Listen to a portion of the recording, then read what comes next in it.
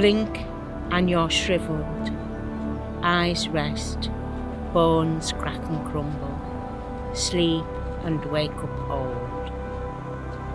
Wind-swept cliff-top view. Waves crashing, vast sea swelling. Last breath, now let go.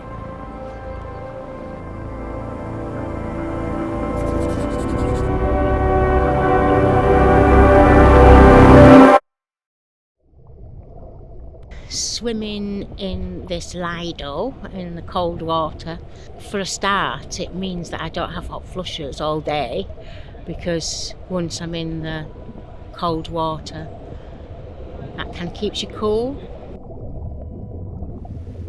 I feel that I feel more profoundly when I'm in there, and that things are clearer in a way. It is just the most beautiful, magical, healing place. You know, the world will view you through a certain lens, and your value, you know, and I guess it's a push against the kind of women valued purely for what they look like or the shape that they are or whether they've got perfect skin.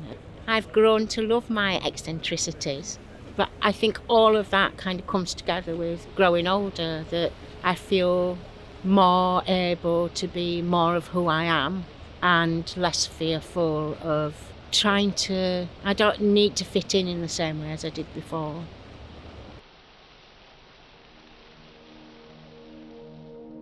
I settled into my HIV medication. My body started feeling and getting better. Suddenly, you'd grown up to a full cup C. You became the proudest body part I owned. Wearing sexy bras, a cleavage to show off, we've never been so pleased. Our close friend gave us the name Sugar Tits ST. I walk 2.5 hours every Monday to Friday before I start work. I wake up at 10 to 6 in the morning, just get ready a bit, and I'm out of the house just after 6. And I go for my walk in my local park, which is Pims Park. This started during the lockdown. The first 6 months of the lockdown, I was shielding because I'm a kidney transplant patient. So I couldn't go anywhere. I didn't leave the front gate for about 6 months.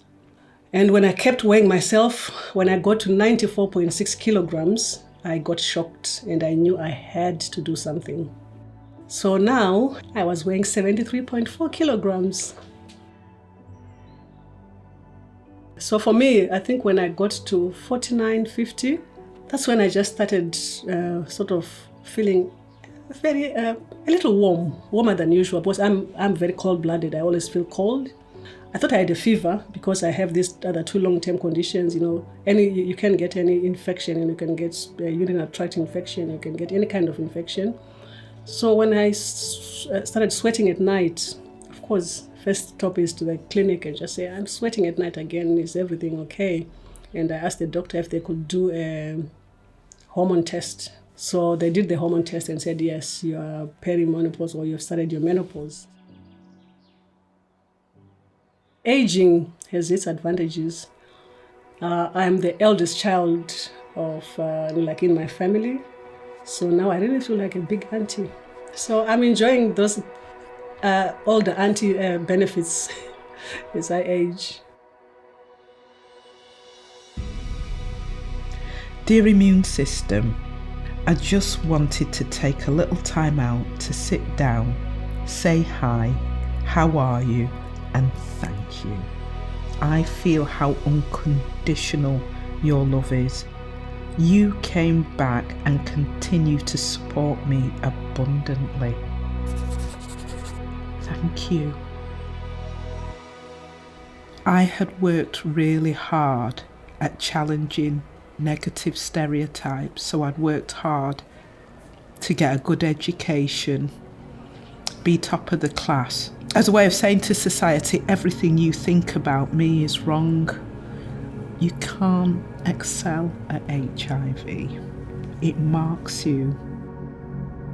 And having to ask for forgiveness, to come to terms with God about his expectations of me, my expectations of myself.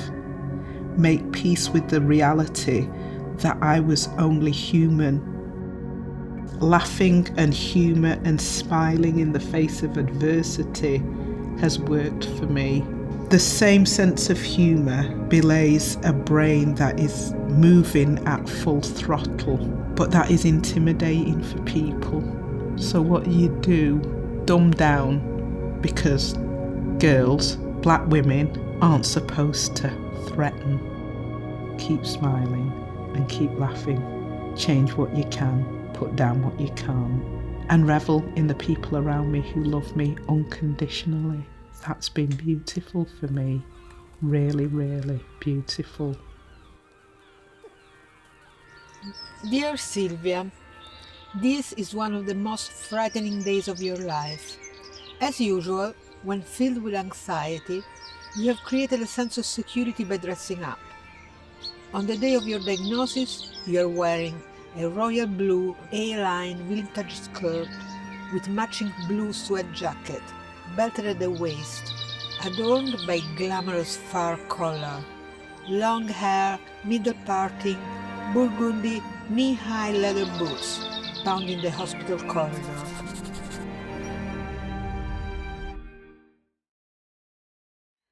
I always say that HIV is my teacher, and in a way to having to be confronted with the fact that I was mortal, that I could die any moment, and that, when I was diagnosed, HIV was still very much a life-threatening illness. For me, it motivated me. It instigated a journey of learning how to love myself and taking care of myself.